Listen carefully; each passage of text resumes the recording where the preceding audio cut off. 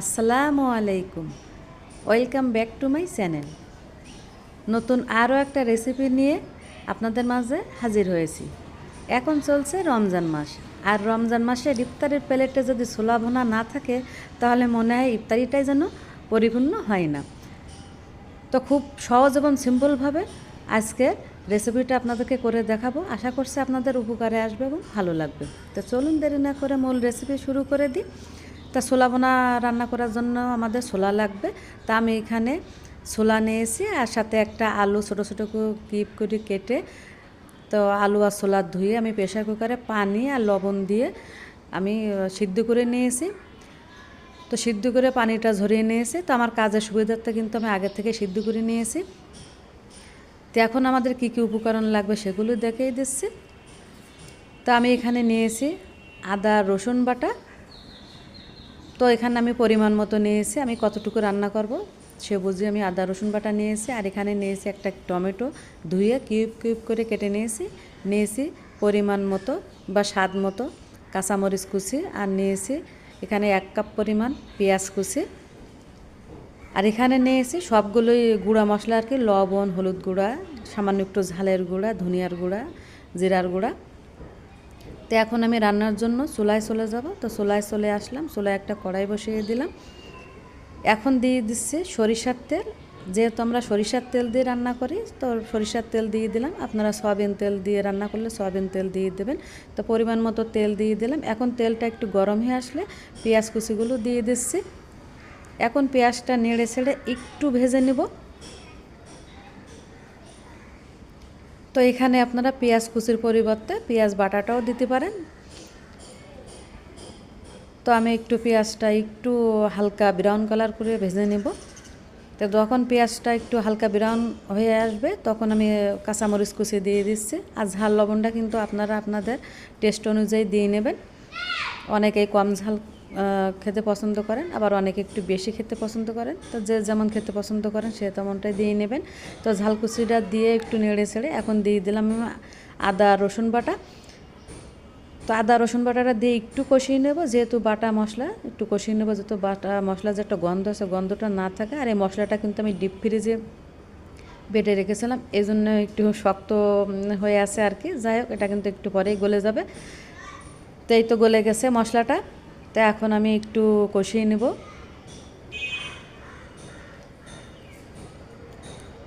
তো অল্প একটু সময় কষিয়ে নেই। এখন যে শুকনো মশলাগুলো বা গুঁড়া মশলাগুলো নিয়েছিলাম সবগুলি মশলা এখন দিয়ে দিলাম। এখন দিয়ে দিচ্ছি টমেটো কুচি। তো এই টমেটো কুচিটা দেওয়ার চেষ্টা করবেন। এখন যেহেতু টমেটো কিন্তু অনেক সস্তা, অ্যাভেলেবেল পাওয়া যাচ্ছে, আর এবছর টমেটোর দামটাই অনেক কম। তা টমেটো কুচিটা দিলে এই ছোলা ভাজির টেস্টটা অনেক বেশি হয়, ভালো লাগে আর কি। তো এখন সবগুলো মশলা একটু কষিয়ে নিচ্ছি। তো যেহেতু গুঁড়া মশলা দিয়েছি দ্রুত কিন্তু তলায় লেগে যাচ্ছে, পুড়ে যাবে। তাই এই পর্যায়ে কিন্তু জালটা অবশ্যই কমিয়ে রেখেছি। এখন একটু পানি দিয়ে দিলাম, পানি দিয়ে এখন এই মশলাটা একটু কষিয়ে নেব। আর এই পর্যায়ে জালটা কমিয়ে দিয়েছি, তা নাহলে মশলাটা পুড়ে যাবে। তো যখন মশলাটা একটু কষানো হয়ে যাবে, যে তেলটা একটু ফুটে আসবে, এই যে আমি কাছ থেকে দেখাচ্ছি। তো এখন আমি দিয়ে দেবো যে সিদ্ধ করে রেখেছিলাম ছোলা আর আলু, সেগুলো দিয়ে দিলাম। আর আলুটা দিলে কিন্তু মানে এই মশলাটা একটু বেশি ঘন হয় আর কি। তো এটা মুড়ি দিয়ে মাখিয়ে খেলে অনেক বেশি ভালো লাগে।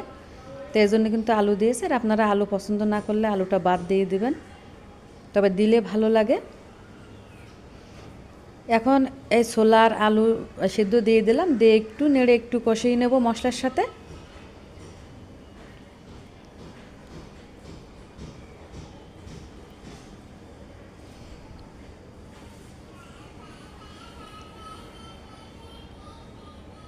তো মশলার সাথে একটু কষিয়ে নিয়ে এখন পানি দিয়ে দিচ্ছে।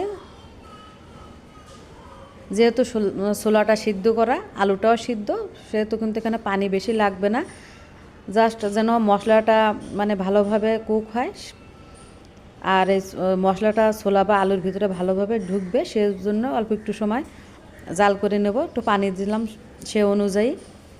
তো আমি প্রায় 1 কাপ পরিমাণ পানি দিলাম এখানে। পানি দিয়ে এখন ঢেকে দেব। ঢেকে দিয়ে আমি পানিটা যতক্ষণ না শুকিয়ে আসবে ততক্ষণ পর্যন্ত জ্বালিয়ে দেবো। তো 4-5 মিনিটের মতো লাগবে এটা জাল করতে। তো ঢেকে দিয়ে আমি জাল করে নিব। তো প্রায় 5 মিনিটের মতো জাল করে নিয়েছি। তো এখন 5 মিনিট পরে ফিরে এলাম। তো আমার ছোলা ভুনাটা কিন্তু প্রায় রান্না হয়ে গেছে। দেখুন আলু দেওয়ার কারণে কিন্তু ছোলা ভুনার যে মশলাটা একটু বেশি মানে বেশি হয়েছে বা ঘন হয়েছে। এটা খেতে কিন্তু অনেক ভালো লাগবে মুড়ির সাথে মাখালে। আলুগুলো কিন্তু সব প্রায় গলে গিয়েছে।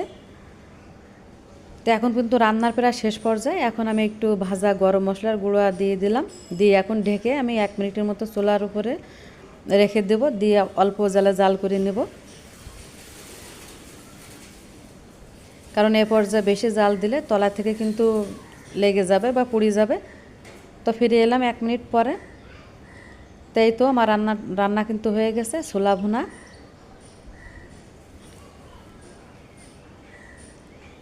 তো ইফতারির সময় ছোলা ভুনাটা কিন্তু খুবই ভালো লাগে আর কি। মানে অন্য কিছু না থাকলেও ইফতারিতে ছোলা ভুনা না থাকলে মনে হয় ইফতারিটাই পরিপূর্ণ হয় না। আর মুড়ির সাথে খেতে তো খুবই ভালো লাগে।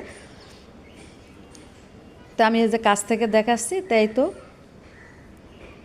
খুবই সিম্পল এবং সহজভাবে কিন্তু আমি রান্না করে দেখিয়েছি। তো আমি যেভাবে রান্না করি সেভাবে দেখালাম আর কি। তো এখন আমি একটা সার্ভিং ডিশে ঢেলে নিচ্ছি। তাই তো দেখুন কতটা ইয়াম্মি হয়েছে দেখতে। তো এরকম একটু মশলা মশলা হলে কিন্তু খেতে বেশি ভালো লাগে।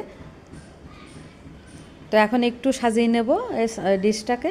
তো একটু টমেটো, তারপরে শসা, পেঁয়াজ, একটু কাঁচা ঝাল দিয়ে সাজিয়ে নিচ্ছি। এতে করে দেখতে ভালো দেখাবে। আর এটা দেখতে যতটা ভালো দেখাচ্ছে খেতে কিন্তু ততটাই টেস্টি ছিল।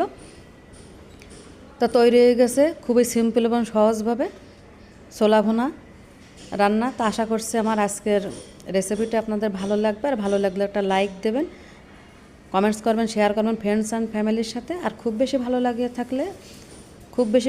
থাকলে আমার চ্যানেলটাকে সাবস্ক্রাইব করে নেবেন। আর যারা অলরেডি সাবস্ক্রাইব করে নিয়েছেন তাদেরকে অসংখ্য ধন্যবাদ। সকলেই ভালো থাকবেন। আল্লাহ হাফেজ।